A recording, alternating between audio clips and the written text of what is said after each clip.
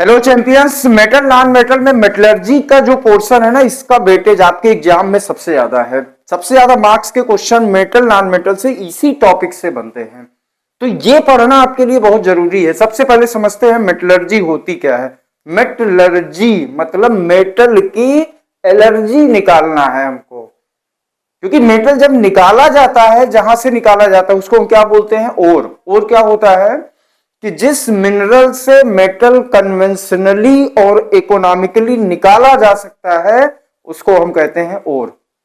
अब कन्वेंशनली का मतलब हुआ कि सुविधा पूर्वक, आसानी से, और इकोनॉमिकली का मतलब हुआ कि कम खर्चे में निकल रहा है। नहीं पता चला कि 200 रुपए का मेटल निकालने के लिए 20 लाख की जेसीबी कुदा दी है गड्ढे में, ऐसा नहीं। मतलब वहां से निकालना है जहां से कन्वेंशनली और इकोनॉमिकली निकाला जा सकता है, ऐसे मिनरल को ओर कहते हैं। देखो, जब ये निकाला जाता है ना, तो इसमें बहुत सारी इंप्योरिटी रहती है जिसको हम लोग गॉन्ग या मैट्रिक्स कहते हैं, तो ये भी जानते रहिए। तो मेटलर्जी का मतलब क्या हुआ, extraction of metal from its ore. Metal ore से मेटल निकालने का जो प्रोसेस होता है उसी को हम मेटलर्जी कहते हैं। समझ में आ गई बात। मतलब हमको इस टॉपिक में क्या करना है, मेटल की एलर्जी को हटाना है। उसके कई स्टेप्स हैं, वो मैं आपको बताने वाला हूं। तो सबसे पहले हम ओर समझ लेते हैं। देखो, ओर से क्वेश्चन मतलब डायरेक्ट 1 नंबर का क्वेश्चन पूछ सकते हैं, जिसमें सभी ओर नहीं याद करना है यार। इसमें बस कुछ ओर तुम लोग को तैयार करना है। जैसे एक कैल्शियम का याद कर लो, एल्युमिनियम का याद कर लो, और ये मरकरी का और बेटा पूछा गया था एग्जाम में 3 नंबर में। इससे क्वेश्चन आया था कि what is the ore of mercury and how can be extracted from its ore. तो मरकरी का ओर क्या होता है, सिनाबार, HgS। ये वेरी वेरी इंपॉर्टेंट में है, इसको याद कर लो। मरकरी का ओर होता है सिनाबार। एल्युमिनियम का ओर, इसका यूज बहुत होता है। एल्युमिनियम का ओर क्या होता है, बॉक्साइट। Al2O3 2s2 इसका फार्मूला होता है। बाकी और भी और दिया है, कैल्शियम का डोलोमाइट CaCO3, MgCO3। कॉपर का है। आयरन का ओर हेमेटाइट, आयरन पायराइट होता है। हेमेटाइट तो बेटा याद ही रखना, Fe2O3 होता है। मैग्नेटाइट भी इसका ओर है। सिल्वर का अर्जेंटाइट होता है। लेड का गैलेना। लेकिन आपको सब नहीं याद करना है। मैं क्या बोल रहा हूं कि इसमें 2-3 ही आपको याद करना है। समझ में आ गई बात। ये ओर है। अब इन्हीं ओर से मेटल को निकालने चल रहे हैं मेटलर्जी में। तो आप लोग तैयार हो? तो देखिए, सबसे पहले हम क्या करते हैं, इसको बेटा इरेज करना पड़ेगा हमको, क्योंकि स्पेस चाहिए। तो ये इतनी बात समझ में आ गई है।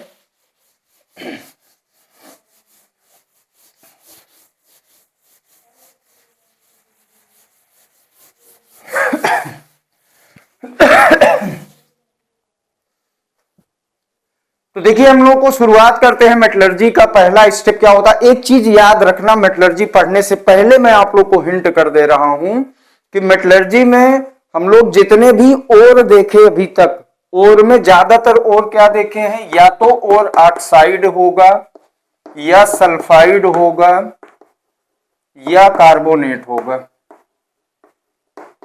अभी पीछे हमने जितने ओर बताए थे, सोडियम को छोड़कर बाकी जितने ओर हैं सब या तो ऑक्साइड हैं, या सल्फाइड हैं, या कार्बोनेट है। इसको मैं इसलिए बता रहा हूं कि इसकी जरूरत हमको आगे पढ़ने वाली है। ठीक है, तो वेरियस स्टेप्स हैं इसके। पहला स्टेप क्या है, स्टेप 1 में क्या करेंगे हम, concentration of the ore. Concentration of the ore, of the ore. पहले स्टेप में मेटल ओर की कंसंट्रेशन बढ़ाएंगे। दूसरे स्टेप में क्या करते हैं, कंसंट्रेटेड ओर से मेटल को निकालेंगे। Extraction of metal, extraction of metal, metal from concentrated ore, concentrated ore. और तीसरे स्टेप में क्या करते हैं, रिफाइनिंग। तो इन्हीं 3 स्टेप में पूरे मेटलर्जी हम लोगों को पढ़ना है। तो 1 बाई 1 पहले स्टेप 1 पे आते हैं कि मेटल ओर की कंसंट्रेशन बढ़ाते हैं। ठीक है,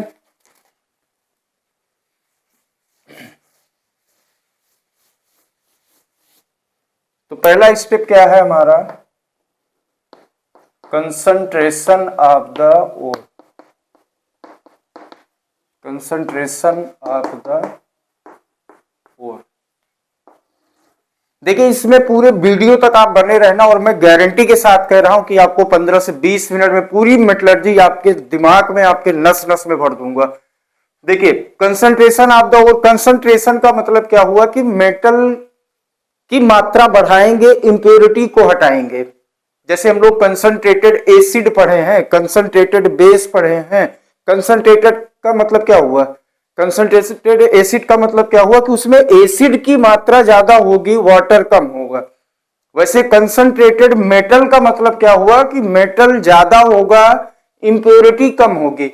मतलब किसी तरीके से हम मेटल ओर में, मेटल ओर की कंसंट्रेशन बढ़ाएंगे और इंप्योरिटी को हटाएंगे। तो पहले स्टेप में हमको यही करना है और सभी के लिए अलग अलग ओर के लिए अलग अलग प्रोसेस होता है। जैसे पहला क्या है, ग्रेविटी सेपरेशन या हाइड्रोलिक वॉशिंग कहते हैं इसको, ग्रेविटी सेपरेशन, ग्रेविटी सेपरेशन या हाइड्रोलिक वॉशिंग, हाइड्रोलिक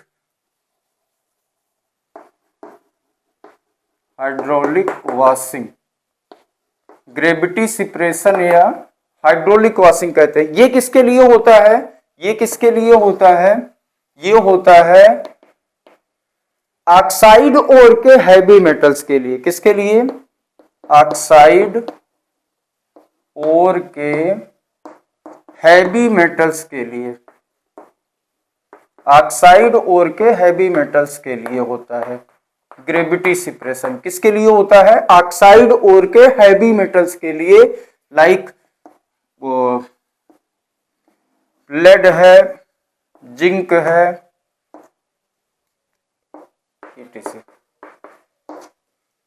ठीक है। ऑक्साइड ओर के हैवी मेटल्स के लिए हम क्या कराएंगे, ग्रेविटी सेपरेशन या हाइड्रोलिक वॉशिंग। अब इसमें होता क्या है, जब मेटल ओर निकाला जाता है ना तो बड़े बड़े लंप होते हैं, चट्टान होते हैं। उनको क्या करते हैं, ग्राइंडर में पहले उसको पीसते हैं, पाउडर फॉर्म में बनाते हैं। जब वो पाउडर फॉर्म में बन जाता है तो एक ग्रूव टाइप में टेबल होता है, मतलब इस टाइप का टेबल होगा जिसमें से बीच बीच में कटे रहते हैं। इसी में क्या करते हैं, उस मेटल ओर को यहीं पर फैला देते हैं और फिर यहां से क्या करते हैं, वाटर फ्लो कराते हैं। वाटर फ्लो कराया जाएगा। जब वाटर फ्लो करेगा तो बेटा यहां पर जो मेटल ओर है ना उसकी डेंसिटी ज्यादा होती है और इंप्योरिटी की डेंसिटी कम होती है। अरे मिट्टी है, मिट्टी जब पानी बहाएंगे, मिट्टी और मेटल दो चीज को मिला लो और उसके बाद उसको पानी में डालोगे तो जो मेटल ओर है वो सब नीचे बैठ जाएगा ना, क्योंकि उसकी डेंसिटी ज्यादा है। वैसे यहां पर जब वाटर फ्लो करेगा तो मेटल ओर सारे इसी जो ये ग्रुप्स बने हैं इसी में फंस जाएंगे और इंप्योरिटी सारा पानी के साथ बह जाएगा। तो इस तरह से हम मेटल ओर की कंसंट्रेशन कुछ थोड़ा बहुत बढ़ा लिए ना, कुछ थोड़ा बहुत वो साफ हो चुका है, इंप्योरिटी हट गई है, इसको साइड में रखिए। दूसरा देखो, दूसरा क्या है, फ्रोथ फ्लोटेशन प्रोसेस। सेकेंड क्या है, froth flotation process, froth flotation process, froth flotation process. ये किसके लिए होता है, ये सल्फाइड ओर के लिए है। किसके लिए है, सल्फाइड ओर के हैवी मेटल्स के लिए होता है ये। इसमें क्या करते हैं, एक टैंक होता है, ये इस तरह से एक टैंक होगा, इसमें क्या करते हैं, वाटर फिल कर देते हैं और यहां से एयर भेजा जाता है, कंप्रेस्ड एयर, कंप्रेस्ड एयर, ठीक है। ये इसमें बीच में होल रहता है, इसी में क्या करते हैं, थोड़ा सा पाइन ऑयल मिला देते हैं, पाइन ऑयल, ठीक है। अब क्या करेंगे, इस सल्फाइड ओर को पाउडर फॉर्म में बनाकर इस टैंक में डाल दिया जाएगा। इस टैंक में यहां पर क्या डाल दिया गया, सल्फाइड ओर, सल्फाइड ओर को इसी टैंक में डाल दिया और पाइन ऑयल मिला के जब यहां पर कंप्रेस्ड एयर भेजा जाएगा तो एयर क्या करेगा, अंदर पूरे को मिक्स कर देगा और जब मिक्स कर देगा तो जो मेटल ओर होगा वो पाइन आयल के साथ चिपक कर ऊपर तैरने लगेगा, यहां पर ऐसे यहां पर तैरने लगेगा। जो मेटल ओर होगा वो सारे ऊपर तैरने लगे और जो इम्प्योरिटी होगी, इम्प्योरिटी सारी कहां पर आ जाएगी, नीचे। इम्प्योरिटी हमारी नीचे आ गई, इम्प्योरिटी कहां पर आ गई, नीचे। अब यहां पर क्या हुआ कि यहां पर मेटल ओर की डेंसिटी कम हो गई क्योंकि पाइन आयल के साथ चिपक गया, और जो इम्प्योरिटी है उसकी डेंसिटी ज्यादा हो गई तो वो पानी में डूब जाएगा। इस तरह से मेटल ओर को हम इम्प्योरिटी से अलग कर लिए और कुछ थोड़ा बहुत तो साफ हो गया ना, तो यहां पर मेटल ओर की कंसंट्रेशन बढ़ गई। तीसरा स्टेप देखते हैं, स्टेप नहीं तीसरा प्रोसेस है, स्टेप तो भी हम पहले पे ही चल रहे हैं ना। तो तीसरा प्रोसेस क्या है, थर्ड प्रोसेस क्या है, magnetic separation. Magnetic separation, magnetic separation ये किसके लिए होगा, जैसे पहला हम क्या बताए, ग्रेविटी सेपरेशन वो ऑक्साइड ओर के लिए था। दूसरा क्या बताए, फ्रोथ फ्लोटेशन प्रोसेस वो सल्फाइड ओर के लिए था। और तीसरा क्या बता रहे हैं, मैग्नेटिक सेपरेशन, और ये किसके लिए है, मैग्नेटिक ओर के लिए है। मैग्नेटिक ओर, मैग्नेटिक ओर में जैसे हमारा होगा मैग्नेटाइट होता है, मैग्नेटाइट Fe3O4, ये किसका ओर है, आयरन का। और एक होता है ओल्फ्रामाइट, ओल्फ्रामाइट ये किसका ओर होता है, WO4, ये टंगस्टन का ओर होता है, टंगस्टन का। एक होता है क्रोमाइट, ये किसका ओर होता है, क्रोमियम का। किसका ओर होता है, क्रोमियम का। तो इन सब ओर के लिए, मैग्नेटिक ओर के लिए हम क्या करते हैं, मैग्नेटिक सेपरेशन करते हैं। अब इसका प्रोसेस समझिए कैसे होता है बेटा, इसमें दो व्हील होता है, पहिया ऐसे लगा रहता है, दो क्या है इसमें, व्हील है ऐसे इस तरह से, और यहां पर इसमें बेल्ट लगा रहता है ऐसे, ये इस तरह से बेल्ट लगा रहता है, ये इस तरह से। और यहां से क्या करते हैं, जो मैग्नेटिक ओर है उस मैग्नेटिक ओर को हम क्या, अब इसमें जो ये पहिया लगा हुआ है ना, थोड़ा सा ये समझ लेते हैं। एक हमारा मैग्नेटिक व्हील होता है, मतलब ये मैग्नेट का बना होगा, और एक होता है नॉन मैग्नेटिक, नॉन मैग्नेटिक। अब इसमें करेंगे क्या कि जो हमारा मैग्नेटिक ओर है, उस मैग्नेटिक ओर को हम पाउडर फॉर्म में बनाकर उसको इस पे डाल देंगे, इस पे डाल दिया जाएगा। अब ये व्हील जो है घूम रहा है, बेल्ट के साथ लगा हुआ है तो इसमें घूम रहा है। तो यहां पर जैसे ही ये हमारा मैग्नेटिक ओर आएगा, तो देखो जो मैग्नेट वाला पोर्शन है, मैग्नेटिक ओर है वो इसके साथ, क्योंकि ये मैग्नेटिक व्हील है ना, मैग्नेट का बना हुआ है, तो वो इसके साथ चिपका हुआ रहेगा और ये यहां पर जाके गिरेगा, मैग्नेटिक ओर यहां पर जाके गिरेगा, ये मैग्नेटिक ओर यहां पर आके गिरा। और जो इम्प्योरिटी होगी वो कहां पर जाएगा, क्योंकि ये घूम रहा है ना, तो इम्प्योरिटी को यहीं पर फेंक देगा, इम्प्योरिटी को यहीं पर फेंक देगा। बात समझ में आ गई, क्योंकि जो मैग्नेटिक ओर को जब हम इस पे डाले तो ये पहिया घूम रहा है ना, बेल्ट के साथ लगा हुआ है, तो ये बेल्ट के साथ जब यहां पर पहुंचेगा तो जो मैग्नेटिक ओर होगा इस मैग्नेटिक व्हील के साथ अट्रैक्ट रहेगा, और वो कहां तक अट्रैक्ट रहेगा, जहां तक इसका इफेक्ट रहेगा। तो इसका इफेक्ट यहां तक बेटा तो रहेगा ही ना, यहां पर वो आके छोड़ेगा तो मैग्नेटिक ओर हमारा यहां पर गिरेगा, और जो इंप्योरिटी होगा, डस्ट होगा, सैंड पार्टिकल होंगे, वो सब पहिया क्योंकि घूम रहा है तो इसको यहीं पर ले आके गिरा देगा। बात समझ में आ गई, मैग्नेटिक सेपरेशन कैसे करते हैं। चौथा प्रोसेस देखिए क्या है हमारा, केमिकल सेपरेशन।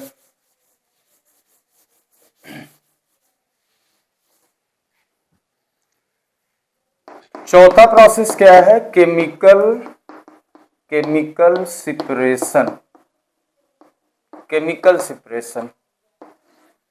केमिकल सेपरेशन में क्या होगा, अब यहां पर जो हम सेपरेशन करने जा रहे हैं वो केमिकली डिफरेंस होगा और इंप्योरिटी में, और इंप्योरिटी में केमिकली डिफरेंस होगा। तो हम क्या करेंगे, केमिकल सेपरेशन करेंगे। जैसे एल्युमिनियम का और हम लोगों को क्या पता है, बॉक्साइट होता है। एल्युमिनियम का और क्या होता है, बॉक्साइट। फार्मूला क्या था, Al2O3.2H2O। अब इसमें तीन चीजें होती हैं, क्या क्या होती हैं, एक तो Al2O3 होता है, एल्यूमिना जिसको कहते हैं, एक Fe2O3 होता है और एक SiO2 होता है। तो ये तीन चीजें होती हैं। अब इसमें देखिए और हमारा क्या है, ये है मेटल और, मतलब हमको ये चाहिए, और ये दोनों क्या है, इंप्योरिटी है, इन दोनों को हटाना है। तो इसका जो प्रोसेस होता है उसको हम लोग क्या बोलते हैं, Bayer's method. Bayer's method, Bayer's method बोला जाता है। बेयर्स मेथड से इसको निकालते हैं। तो इसका पूरा प्रोसेस समझिए। इसमें करते क्या है कि ये जो ओर है इसको पाउडर फॉर्म में बनाकर, इस ओर को क्या करते हैं, पाउडर फॉर्म में बनाकर कंसंट्रेटेड NaOH सोल्यूशन में इसको डाल देते हैं। किसमें डाल देते हैं, मतलब इस चीज को एक टैंक लेते हैं जिसमें कंसंट्रेटेड NaOH रहता है, उसी में डाल दिया जाएगा सोल्यूशन में। ठीक है, इस सोल्यूशन को, इस पाउडर को इस सोल्यूशन NaOH में डाल दिया जाएगा, जहां पर ये बहुत ही कंसंट्रेटेड है, NaOH एकदम हॉट कंसंट्रेटेड है। तो जब इसमें डाला जाएगा, NaOH हमारा क्या है बेटा, बेस है। अब ये जो तीनों है, एल्युमिनियम ऑक्साइड, Fe2O3, ये तीनों मेटल ऑक्साइड ही तो हैं, ये भी तो बेस हैं। तो बेस का रिएक्शन बेस के साथ होता है, नहीं होता है। लेकिन इसमें जो Al2O3 है इसको हम एम्फोटेरिक ऑक्साइड कहते हैं। एम्फोटेरिक ऑक्साइड भी आपके पेपर में आएगा, पक्का मैं बता दे रहा हूं। एम्फोटेरिक ऑक्साइड क्या होता है, ऐसे मेटल ऑक्साइड जिनका नेचर एसिडिक और बेसिक दोनों होता है, उनको हम एम्फोटेरिक ऑक्साइड कहते हैं। क्या कहते हैं, एम्फोटेरिक, एम्फोटेरिक ऑक्साइड। इसमें हमारा Al2O3, ZnO और SiO2, वैसे मेन यही है, ये तीन हमारे क्या हैं, एम्फोटेरिक ऑक्साइड हैं। मतलब इनका नेचर एसिडिक और बेसिक दोनों होता है, मतलब कि ये एसिड के साथ भी रिएक्ट करते हैं और बेस के साथ भी करते हैं, ये तीनों। ये 3 नंबर में यही पूछ सकता है कि what is amphoteric oxide, explain with example. 1-2 number में पूछा जा सकता है। तो जब हम एल्युमिना को, ये बॉक्साइट ओर को पाउडर फॉर्म में बनाकर NaOH सोल्यूशन में डाले, तो अब रिएक्शन देखो क्या होगा। इसको मैं इरेज कर दे रहा हूं। रिएक्शन देखिए क्या होता है, बेयर्स मेथड पूरा समझिए।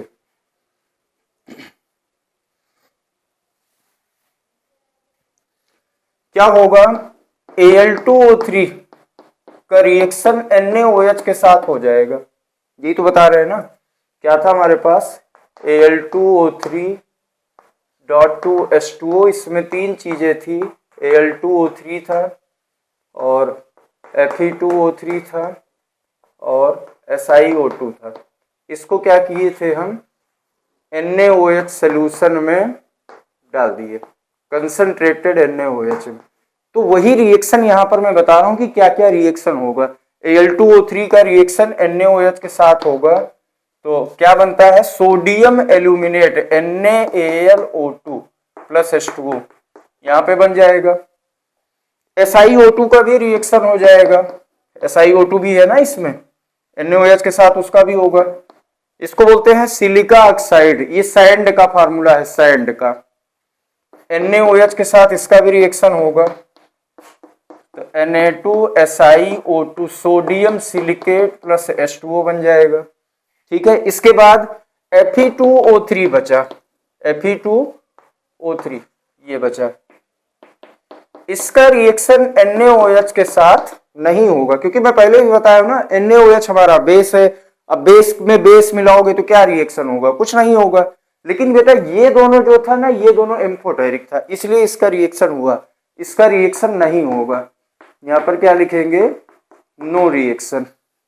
इतनी बात समझ में आ गई। तो हमारे पास ये चीज हमको प्रोडक्ट में मिल चुका है, ये प्रोडक्ट में मिल चुका है। अब क्या करेंगे, तो ये दोनों तो सोल्यूशन के फॉर्म में है, एक्वस है, लेकिन Fe2O3 जो था ये जैसे था वैसे ही तो है, इसका रिएक्शन ही नहीं हुआ। तो इसका मतलब क्या है कि इसको जब हम फिल्टर करेंगे तो ये चीज हमारा बाहर आ जाएगा और ये सोल्यूशन हमारा लिक्विड फॉर्म में रहेगा।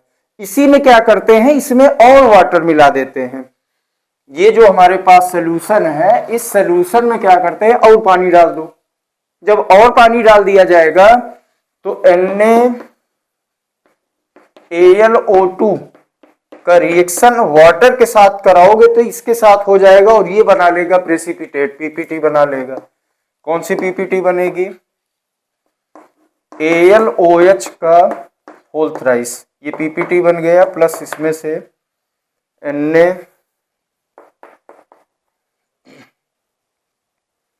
NaOH बाहर हो जाएगा, ये पीपीटी हमारा बन गया। ठीक है, इसके बाद क्या हुआ कि जो हमारा सोडियम सिलिकेट था Na2SiO2 प्लस H2O, इसका रिएक्शन नहीं होगा वाटर के साथ, नो रिएक्शन, इसका वाटर के साथ रिएक्शन नहीं होगा। बात समझ में आ गई। तो फिर से क्या करेंगे, इसको हम दोबारा फिल्ट्रेट करेंगे और जब इसको दोबारा फिल्ट्रेट किया जाएगा तो अब ये चीज हमको, ये पीपीटी मिला है ना, पीपीटी का मतलब सॉलिड फॉर्म में है, ये पीपीटी है, तो इसको हम क्या करते हैं, बाहर निकाल लेते हैं, फिर से फिल्टर करके ये चीज हम बाहर निकाल लेंगे। अब जो है AlOH का होल थ्राइस, इसी को हीट कर दो तो हमको Al2O3 प्लस H2O मिल जाएगा आराम से। बात समझ में आ गया, यही हमको चाहिए था। ये क्या है हमारा, एल्यूमिना। ठीक है, ये हमारा क्या है, एल्यूमिना। तो ये प्रोसेस क्या होता है, इसको बोला जाता है बेयर्स मेथड, और ये केमिकल सेपरेशन होता है। मतलब हम पहले स्टेप में, पहला स्टेप की जो चारों प्रोसेस थी वो मैं पार कर चुका हूं। मतलब इसमें हम लोग कंसंट्रेशन मेटल और की बढ़ाए, किसी तरीके से थोड़ा बहुत उसको साफ कर लिए। अब हम आते हैं दूसरे स्टेप में कि स्टेप 2 में पहुंच चुके हैं, extraction of metal from concentrated ore. पहले स्टेप में क्या किए कि मेटल ओर की कंसंट्रेशन बढ़ाए हैं। अब दूसरे स्टेप में हम कंसंट्रेटेड ओर से मेटल को निकालेंगे। तो इसमें 3 प्रोसेस होगा। 3 प्रोसेस का मतलब जो हम लोग रिएक्टिविटी सीरीज पढ़े हैं उसमें लो रिएक्टिव के लिए कैसे होगा, मिडिल के लिए कैसे निकाला जाएगा और हाई रिएक्टिव के लिए कैसे निकाल। पहले इसको समझ लेते हैं। जैसे ये आप लोग को बताया गया है ना कि केदारनाथ का माली आलू जरा फीके से पकाता है क्योंकि हर तरफ अलग आलू पड़ता है। तो इसमें ये जो पोर्शन है हमारा, यहां से एल्युमिनियम तक का, इनको हम क्या बोलते हैं, ये हाई रिएक्टिव होते हैं, ये हाई रिएक्टिव है। और उसके बाद जिंक से यहां तक, ये हमारा मिडिल वाला है, मिडिल रिएक्टिव एलिमेंट। और यहां से कॉपर से ये हमारा लो रिएक्टिव होते हैं, लो रिएक्टिव। और ये जो होते हैं इनको तो हम लीस्ट रिएक्टिव भी कहते हैं, लीस्ट रिएक्टिव। अब इन सब के लिए अलग अलग मेथड होता है निकालने का। तो सबसे पहले हम किसका देखेंगे, सबसे पहले हम देखते हैं low reactive metal, low reactive metal. Low reactive metal में जैसे हमारा copper, mercury, silver, gold, platinum. तो इनके मेटल के ऑक्साइड को देखिए, अगर इनका पहले तो ये समझ लो कि जो सिल्वर, वो गोल्ड और प्लेटिनम है ना, गोल्ड और प्लेटिनम ये लीस्ट रिएक्टिव हैं, ये पहले से ही साफ सुथरे होते हैं, इनको निकालने की जरूरत नहीं है, इनको छोड़ दीजिए। अब बाकी जो बचे हुए हैं इनके जो ऑक्साइड ओर हैं, ध्यान से सुनना और समझना मेरी बात, इनके जो ऑक्साइड ओर हैं, ऑक्साइड ओर, ऑक्साइड ओर को क्या करते हैं, सिंपली हीट करेंगे। क्या करेंगे, सिंपली हीट करेंगे, और कुछ नहीं करना है, सिर्फ हीट कर दो, ऑक्सीजन अलग हो जाएगा, मेटल अलग हो जाएगा। ठीक है। दूसरी चीज, इनके सल्फाइड ओर को, अगर क्या है सल्फाइड ओर, तो सल्फाइड ओर की क्या कराते हैं, रोस्टिंग।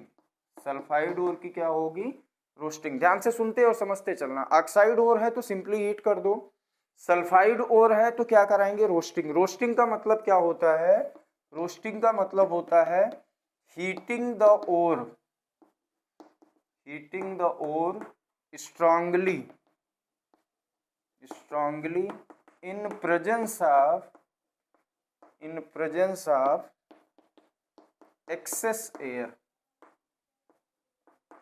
इसको हम क्या कहते हैं, रोस्टिंग कहते हैं। तो जब रोस्टिंग कराएंगे, अगर सल्फाइड ओर है तो उसकी रोस्टिंग करा के ऑक्साइड में कन्वर्ट करेंगे, और फिर जब ऑक्साइड में हो जाएगा तो क्या करेंगे, उसको सिंपली हीट कर देंगे। बात समझ में आ गई। कार्बोनेट ओर इसमें मिडिल लो वाले में पाया नहीं जाता। ऑक्साइड ओर है तो सिंपली हीट कराओ, सल्फाइड ओर है तो रोस्टिंग करा के ऑक्साइड में कन्वर्ट करते हैं। इसका एक एग्जांपल देखते हैं। एग्जांपल में जैसे हमारे पास है जिंक का, उसका मरकरी का ओर था, और ये क्वेश्चन भी आपके पेपर में आया था। क्वेश्चन क्या था, what is the ore of mercury, what is the ore of mercury and how can be extracted from its ore। कैसे इसको निकाला जाता है, और ये 3 नंबर में पूछा गया था। तो सबसे पहला इसका आंसर क्या था, मरकरी का ओर पूछा था ना, मरकरी का ओर, तो पहला आंसर हमारा था सिनाबार, सिनाबार। फार्मूला क्या था इसका, HgS। अब इसको निकाला कैसे जाता है, तो देखिए मरकरी का ओर HgS है ना, HgS। इसका रिएक्शन समझिए, हम क्या बोले कि सल्फाइड ओर है ना, सल्फाइड ओर की क्या कराएंगे, रोस्टिंग। रोस्टिंग का मतलब heating the ore strongly in presence of excess air, मतलब ऑक्सीजन के प्रेजेंस में, वो भी ऑक्सीजन कितना, एक्सेस एयर, एक्सेस एयर में इसको हीट कराया जाएगा। वो भी हीट कराएंगे तो स्ट्रांगली हीट कराएंगे, स्ट्रांगली हीट। तो ये किस में बन जाएगा, HgO में, किस में कन्वर्ट होगा, ऑक्साइड ओर में, और इससे SO2 बाहर आ जाएगा। फिर क्या करेंगे, इस ऑक्साइड ओर को, वही प्रोसेस हमारा, HgO को, ऑक्साइड ओर को सिंपली क्या कर दोगे, हीट कर दोगे, तो Hg हमारा अलग हो जाएगा और ऑक्सीजन बाहर निकल जाएगा। समझ में आ गई बात। सिर्फ इतना लिखना था, 3 लाइन का क्वेश्चन था और 3 नंबर। और तो इसमें केमिस्ट्री, फिजिक्स, मैथ में बेटा याद रखना कि बोर्ड में जितना पूछे ना सिर्फ उतना ही लिखना है, कहानी उसमें नहीं लिखना है। ठीक है। जैसे इसमें सिर्फ इतना पूछा था, सिनाबार लिखना था, 2 रिएक्शन छोटे छोटे, 3 नंबर, बस इतना ही लिखना था और कुछ नहीं करना था। तो ये समझ में आ गया कि उसके लो रिएक्टिव अगर है तो लो रिएक्टिव के ऑक्साइड ओर को सिंपली हीट करेंगे, अगर सल्फाइड ओर है तो सल्फाइड ओर की रोस्टिंग कराएंगे, रोस्टिंग करा के ऑक्साइड में कन्वर्ट करेंगे, देन सिंपली हीट करेंगे। एक एग्जांपल इसका ये हो गया। अब आते हैं हम मिडिल रिएक्टिव वाले में। मिडिल वाले में देखिए क्या होता है, आयरन, टिन, लेड, ये सब है। अब इनके जो ऑक्साइड ओर है, ऑक्साइड ओर है, अभी ऑक्साइड ओर है, इसको रोक के रखिए, इसके बारे में बता रहा हूं। सल्फाइड ओर है, अगर सल्फाइड ओर है तो इसकी हम क्या कराएंगे, रोस्टिंग। रोस्टिंग करा के किस में कन्वर्ट करेंगे, ऑक्साइड में। ऑक्साइड में करके छोड़िए, अभी मैं आगे बता रहा हूं ऑक्साइड में आने के बाद क्या करेंगे। तीसरा, अगर ये कार्बोनेट ओर है, कार्बोनेट ओर, और मैं ये शुरुआत में ही बता दिया था कि ओर जो है 3 टाइप का होगा, या तो ऑक्साइड में होगा, या सल्फाइड होगा, या कार्बोनेट होगा। एक वही सोडियम वाला था जो उसमें क्लोराइड था। तो कार्बोनेट और है तो इसका हम क्या कराते हैं, इसका कराते हैं कैल्सिनेशन। कैल्सिनेशन, कैल्सिनेशन क्या होता है इसको भी समझ लो। रोस्टिंग सबको पता है, रोस्टिंग क्या होता है। कैल्सिनेशन का मतलब हुआ heating the ore, heating the ore strongly, strongly in absence of air, absence of air, ठीक है। Heating the ore strongly in absence of air. देखो बेटा इसकी डेफिनेशन, डायरेक्ट डेफिनेशन पूछी जाती है। रोस्टिंग क्या है, कैल्सिनेशन क्या है, स्मेल्टिंग क्या है, एल्यूमिनोथर्मी क्या है, और क्या है, गॉन्ग क्या है, तो वो सारी चीजें ये यहाँ पे पढ़ते चलिए। तो कैल्सिनेशन कराए, कैल्सिनेशन कराने के बाद ये किस में कन्वर्ट होगा, ऑक्साइड में। तो हम इन तीनों को, ऑक्साइड है तो कोई दिक्कत नहीं है, सल्फाइड है तो रोस्टिंग करा के ऑक्साइड में कन्वर्ट किए, और अगर कार्बोनेट और है तो कैल्सिनेशन करा के ऑक्साइड में कन्वर्ट कर लिए। अब जब ऑक्साइड में हो गया तो मिडिल वाले के लिए, मिडिल वाले के लिए सिंपली हीट करके अलग नहीं कर पाओगे। मिडिल वाले के लिए सिंपली हीट करके अलग नहीं कर पाओगे, उसके लिए हमको कोई रिड्यूसिंग एजेंट यूज करना पड़ेगा। रिड्यूसिंग एजेंट के साथ हीट करोगे तब वो अलग हो पाएगा। रिड्यूसिंग एजेंट में हम कार्बन ले सकते हैं, कार्बन यूज करेंगे, एल्युमिनियम यूज करेंगे, ठीक है। तो सबसे पहले हम कार्बन वाला एक एग्जांपल देखते हैं। जैसे हमारे पास जिंक कार्बोनेट है ZnCO3, ठीक है। ये किस कौन सा और है, कार्बोनेट और है। कार्बोनेट और है तो इसका क्या कराएंगे हम, कैल्सिनेशन कराएंगे। कैल्सिनेशन, कैल्सिनेशन लिख दो यहाँ पे पर्याप्त है, या तो फिर लिखिए कि हीटिंग द ओर, हीट लिख दो यहाँ पर, एब्सेंस ऑफ एयर लिखो, या सिंपली क्या करो कैल्सिनेशन लिख दो, वो सारा मैटर खत्म। ये इसका मतलब यही है कि heating the ore strongly in absence of air. तो यहाँ पर ये कन्वर्ट किस में होगा, ZnO प्लस CO2, ठीक है। अब ये जो ZnO है, इनके ऑक्साइड को हम क्या बता रहे हैं कि सिंपली हीट करके नहीं निकाल सकते। इनके ऑक्साइड को अगर निकालना है तो carbon as a reducing agent use करना पड़ेगा। ये हमारा क्या है, रिड्यूसिंग एजेंट।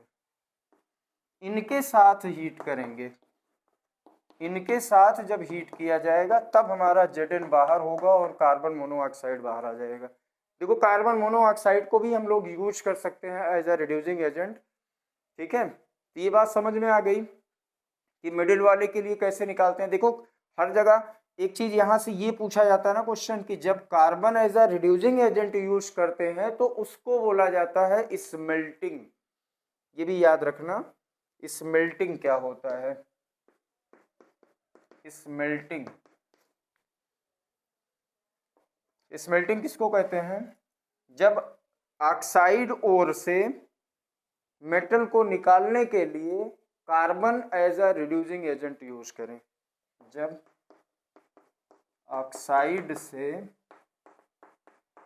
मेटल निकालने के लिए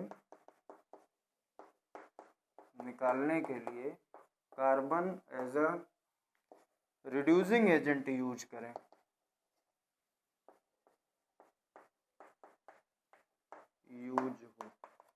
समझ में आ गई बात। स्मेल्टिंग किसको कहते हैं, जब ऑक्साइड से मेटल को निकालने के लिए carbon as a reducing agent use करते हैं तो इसको बोला जाता है स्मेल्टिंग। इसका एक एग्जांपल देखिए, देखिए कुछ मेटल ऑक्साइड ऐसे होते हैं ना जहां पर कार्बन सेटिस्फैक्टरली नहीं निकाल पाता है, तो वहां पर हम क्या यूज करते हैं, एल्युमिनियम यूज करते हैं। तो एल्युमिनियम वाला देख लो एक एग्जांपल।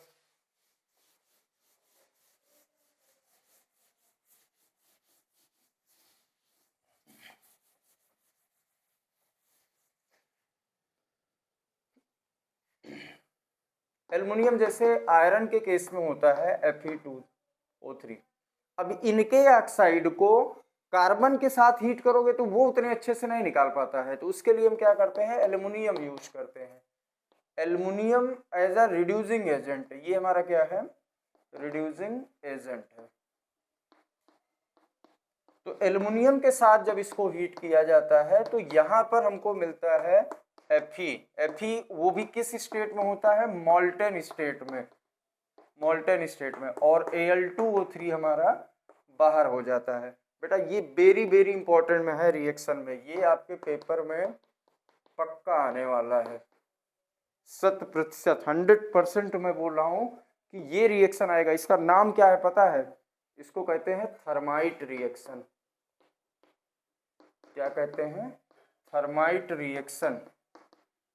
इसका यूज कहां पर होता है? वेल्डिंग में, आयरन के पार्टिकल को जोड़ने में, जैसे रेलवे ट्रैक को जहां टूटा रहता है जोड़ने में, मतलब लोहे वाली चीज जोड़ने में इसी का यूज करते हैं। एल्युमिनियम रॉड होती है, आयरन पिघलाकर उसको जोड़ दिया जाता है। जो बिल्डिंग वाले होते हैं यही होता है वहां पे रिएक्शन बेटा, थर्माइट रिएक्शन। समझ गए ना? यहाँ पर aluminium as a reducing agent use कर रहे हैं, तो इसका एक नाम तो थर्माइट रिएक्शन है, दूसरा नाम ये भी होता है एल्यूमिनोथर्मी। एल्यूमिनोथर्मी भी कहते हैं। एल्यूमिनोथर्मी क्या होता है? जब ऑक्साइड से मेटल निकालने के लिए, जब ऑक्साइड से मेटल निकालने के लिए aluminium as a reducing agent use करते हैं। Aluminium as a reducing agent use करें तो इसे हम क्या कहते हैं? इस रिएक्शन को क्या कहते हैं? एल्यूमिनोथर्मी। तो ये बात समझ में आ गई। तो पहले स्टेप में हम क्या बताया कि मेटल ओर की कंसंट्रेशन कैसे बढ़ाई जाती है। मेटल ओर की कंसंट्रेशन बढ़ाने का 4 प्रोसेस बताए, gravity separation, throat flotation process और मैग्नेटिक सिपरेशन, इसके बाद केमिकल सिपरेशन था। उसके जब वहां से मेटल ओर की कंसंट्रेशन बढ़ा लिए तो फिर हम आए उस कंसंट्रेटेड ओर से मेटल को कैसे निकाला जाता है। उसमें लो रिएक्टिव के लिए और मिडिल रिएक्टिव के लिए, हाई रिएक्टिव के लिए अभी देखना है। हाई रिएक्टिव या मिडिल वाला समझ में आ गया। लो रिएक्टिव में अगर ऑक्साइड ओर था तो सिंपली हीट कर रहे थे, सल्फाइड ओर था तो उसकी रोस्टिंग करा के ऑक्साइड में कन्वर्ट करते थे, देन ऑक्साइड को हीट करते थे। मिडिल वाले में ऑक्साइड ओर है तो कोई दिक्कत नहीं है, अगर सल्फाइड है तो रोस्टिंग करा के ऑक्साइड में कन्वर्ट करो, कार्बोनेट ओर है तो कैल्सिनेशन करा के ऑक्साइड में कन्वर्ट करो। और जब ये ऑक्साइड में हो जाए तो इनके ऑक्साइड ओर से मेटल को निकालने के लिए कोई रिड्यूसिंग एजेंट यूज करना है, जैसे कार्बन और एल्युमिनियम यूज कर सकते हैं। कार्बन अगर हम यूज करते हैं तो उसको स्मेल्टिंग कहते हैं, अगर एल्युमिनियम यूज करते हैं तो उसको एल्यूमिनोथर्मी बोला जाता है। अब बोर्ड में यहाँ से क्वेश्चन आपके डायरेक्ट पूछ सकते हैं, स्मेल्टिंग क्या है, एल्यूमिनोथर्मी क्या है, और उसके बाद कैल्सिनेशन क्या होता है, रोस्टिंग क्या होता है। ठीक है, तो ये सारी चीजें आपके एग्जाम में पूछी जा सकती। अब आते हैं हम हाई रिएक्टिव, अभी यही चल रहा है स्टेप 2 ही। इसमें हाई रिएक्टिव वाले मेटल को कैसे निकालते हैं। तो इनके लिए अब देखिए, हाई रिएक्टिव वाले के जो भी ओर हैं इनमें कोई रिड्यूसिंग एजेंट भी नहीं काम करेगा। अगर रिड्यूसिंग एजेंट के साथ उसको हीट करते हैं तो ऑक्सीजन उसमें से निकलेगा नहीं। ऑक्सीजन से ज्यादा अफिनिटी होती है कार्बन और एल्युमिनियम के साथ जुड़ने की, मतलब उसमें से ऑक्सीजन निकला नहीं, एक बवाल खत्म नहीं हुआ, दूसरा बवाल उसमें जाके जुड़ जाएगा। और अगर आप कार्बन के साथ हीट करवा रहे हैं तो कार्बाइड बना लेगा। अब चलो पहले कार्बाइड निकालो, उसके बाद ऑक्सीजन के बारे में बाद में सोचा जाए। तो ऐसा नहीं करेंगे। तो जो हाई रिएक्टिव वाला है इसमें हम कराते हैं इलेक्ट्रोलाइसिस। क्या कराएंगे? इलेक्ट्रोलाइसिस कराते हैं।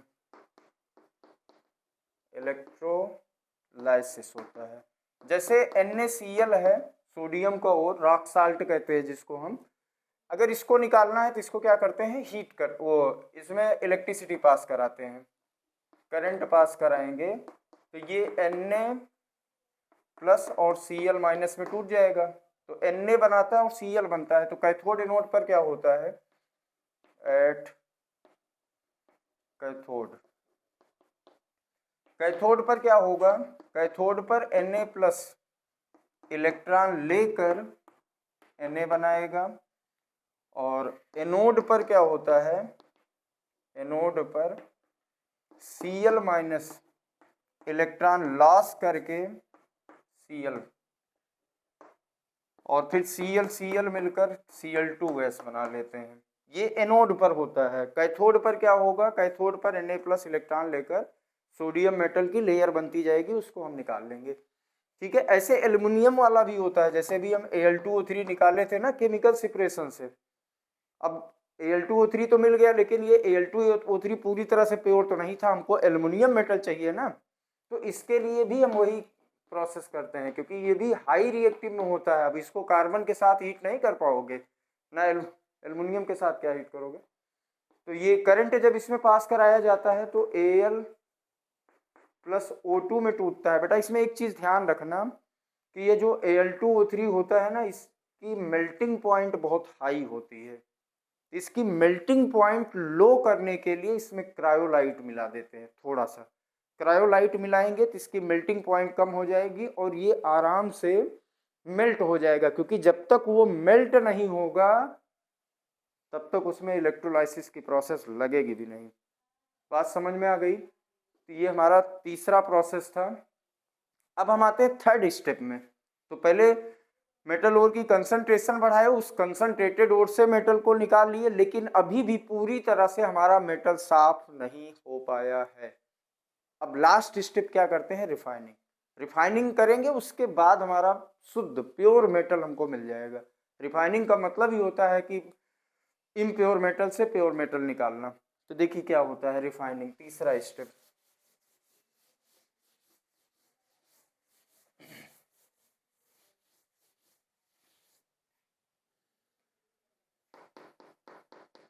थर्ड स्टेप क्या है, रिफाइनिंग।